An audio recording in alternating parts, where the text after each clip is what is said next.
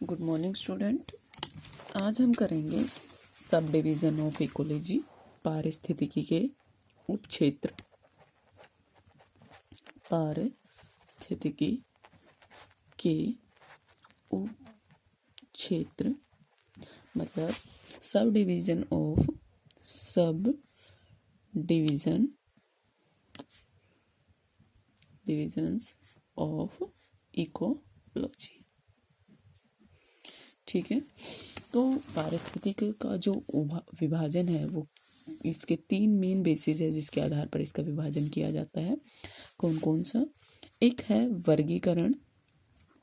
वर्गीकरण विषयक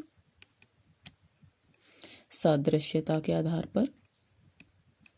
ठीक है, दूसरा पर्यावास या हैबिटेट जिसको बोलते हैं, पर्यावास क्षेत्र के आधार पर। और तीसरा है संगठन का स्तर। ठीक है, लेवल ऑफ स्ट्रक्चर। ठीक है, इनके आधार पर किया जाता है। किसके ऊपर? ठीक है, अब जो लेवल ऑफ ऑर्गेनाइजेशन, ये जो हैबिटेट है, इनके आधार पर भी अलग अलग होते हैं। तो देखिए, इसके अकॉर्डिंग 2 इसमें बांटा गया है इनको। इसके 2 सब डिवीजन है। कौन कौन से? एक है प्लांट इकोलॉजी मतलब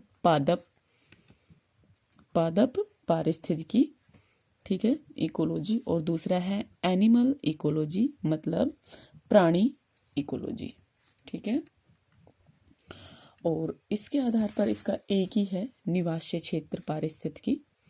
निवासीय क्षेत्र पारिस्थितिकी, हैबिटेट। ठीक है, और इसके आधार पर इसको फिर से 2 पार्ट्स में डिवाइड करते हैं। कौन कौन से?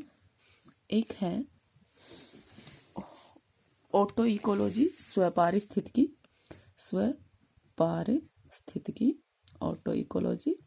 और दूसरा है सिन इकोलॉजी, सम पारिस्थितिकी। ये यहाँ लिख देती हूँ मैं, सम पारिस्थितिकी। ठीक है, देख लेना। अब ये जो सम पारिस्थितिकी है, ये इस पे पादप के आधार पर इसको 3 पार्ट में डिवाइड किया गया है।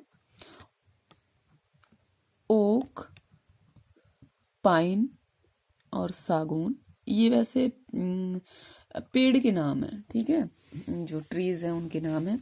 इसके आधार पर 3 तरह के कौन कौन से? कीट, ठीक है, बैक्टीरिया और मत्स्य। ठीक है, ये यहाँ है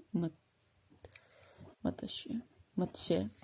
ठीक है, अब जो ये आपकी सम पारिस्थितिकी है, ठीक है, सम पारिस्थितिकी, एक सेकेंड। जो सम पारिस्थितिकी है इसको भी आप अनेक उसमें डिवाइड करते हैं। एक आता है पॉपुलेशन, ठीक है, संख्या पारिस्थितिकी या जनसंख्या पारिस्थितिकी, पॉपुलेशन इकोलॉजी। दूसरा है कम्युनिटी पारिस्थितिकी, इकोलॉजी। और तीसरा है बायोम। ठीक है, ये हम अलग से वैसे भी पढ़ेंगे। ठीक है, इकोसिस्टम। ये 4 इसके सब डिवीजन है। ठीक है, अब देखिए, जो वर्गीकरण विषयक सादृश्यता है, सब डिवीजन ऑन टैक्सोनॉमिक एफिनाइट्स, इसके आधार पर जो वर्गीकरण है उसको 2 वर्गों में बांटा गया है। कौन कौन से? प्लांट इकोलॉजी और एनिमल इकोलॉजी। इन दोनों उप विभाजनों के आगे और सब डिवीजन कर दिए गए हैं। जैसे उदाहरण के तौर पर पादप पारिस्थितिकी को ओक, पाइन और सागौन पारिस्थितिकी में बांटा गया है। और प्राणी पारिस्थितिकी को किस में बांटा गया है? बैक्टीरिया, कीट और मत्स्य। ठीक है, लेकिन अगर आज के टाइम की बात करें तो ये जो विभाजन है ये क्या है? तर्कसंगत नहीं रह गया। क्यों? क्योंकि जीव और वनस्पति एक दूसरे से अलग नहीं है। ठीक है, बल्कि एक दूसरे पर क्या करते हैं? डिपेंड करते हैं। ये उनके बीच में एक अच्छा गहरा अंतर संबंध पाया जाता है। आरंभ में जो पारिस्थितिकी थी वो केवल वनस्पति और जीव समूह से संबंधित थी। इसलिए इस वर्गीकरण का ये जो वर्गीकरण है ये महत्वपूर्ण था, लेकिन आज के टाइम पर ये महत्वपूर्ण नहीं है। क्यों? क्योंकि आज के टाइम पर सबको पता है कि ये दोनों क्या है, एक दूसरे के पूरक है। ठीक है। पर्यावास के आधार पर जो विश्व के जो विभिन्न भाग हैं उनमें अलग अलग तरह की भौगोलिक दशाएं पाई जाती है। इसी के परिणाम स्वरूप क्या हुआ, जीवों की जो पर्यावास हैबिटेट जो क्षेत्र है उनमें भी क्या पाई जाती है, विभिन्नता पाई जाती है।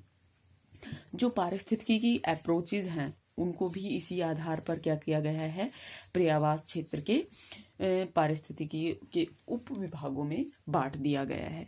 ठीक है।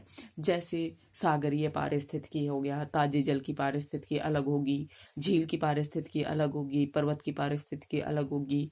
ठीक है।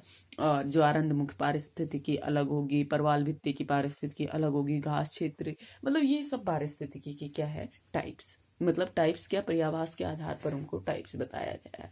ठीक है। थर्ड आता है आपका संगठन स्तर के आधार पर। तो संगठन स्तर के आधार पर भी दो पार्ट में डिवाइड किया गया है, स्वपारिस्थितिकी और समपारिस्थितिकी। क्या होता है स्वपारिस्थितिकी? क्या होती है स्वपारिस्थितिकी? होती है इसमें एक ही जाति, ठीक है, एक ही जाति और उसके पर्यावरण के साथ जो अंतर संबंध है उनका अध्ययन किया जाता है। ठीक है।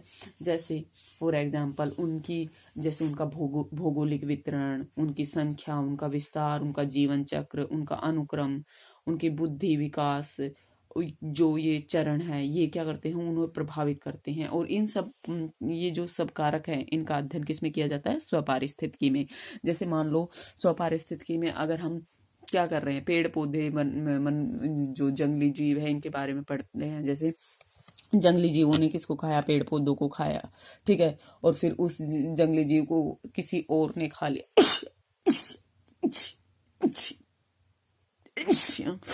सॉरी।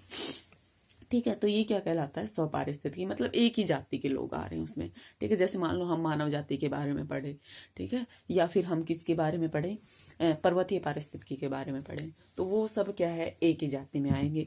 ठीक है। समपारिस्थितिकी क्या होता है, इसमें एक जाति का अध्ययन नहीं किया जाता, बल्कि में क्या किया जाता है, जो विभिन्न जीवों के बीच में जो अंतर संबंध पाए जाते हैं, जैसे मनुष्य है वो पेड़ पौधों पर भी डिपेंड करता है, जानवरों पर भी डिपेंड करता है, तो इनके बीच में जो अंतर संबंध पाया जाता है, तो क्या हो गए, दो या दो से अधिक पारिस्थितिकी हो गई, तो उनके बीच में जो अंतर संबंध पाया जाता है इनका जो अध्ययन किया जाता है वो कहाँ किया जाता है, समपारिस्थितिकी के अंतर्गत किया जाता है। ठीक है। जैवमंडल में बहुत सारे जो जीवधारी हैं, सूक्ष्म जीव भी है, जंतु भी है, वनस्पति भी है, ये सब क्या करते हैं, एक दूसरे पर डिपेंड करते हैं और वो एक दूसरे को प्रभावित भी करते हैं। ठीक है। वे अपने निवास स्थान और प्राकृतिक पर्यावरण के साथ क्या करते हैं, इंटरेक्शन भी करते हैं, अंतःक्रिया भी करते हैं। ठीक है। समपारिस्थितिकी के भी आगे उप विभाग कर दिए, जैसे संख्या पारिस्थितिकी है, पॉपुलेशन इकोलॉजी है, समुदाय पारिस्थितिकी, कम्युनिटी इकोलॉजी, बायोम इकोलॉजी और इकोसिस्टम इकोलॉजी। ठीक है। हम इनके बारे में अलग अलग पढ़ेंगे। बायोम तो हमारा एक पूरा चैप्टर भी है। ठीक है। पारिस्थितिकी तंत्र भी हमें पढ़ना है, इकोसिस्टम भी हमें पढ़ना है। ठीक है। नेक्स्ट टॉपिक हमारा इकोसिस्टम ही रहेगा, फिर हमारा रहेगा एनर्जी फ्लो। ठीक है। ठीक है। Thank you.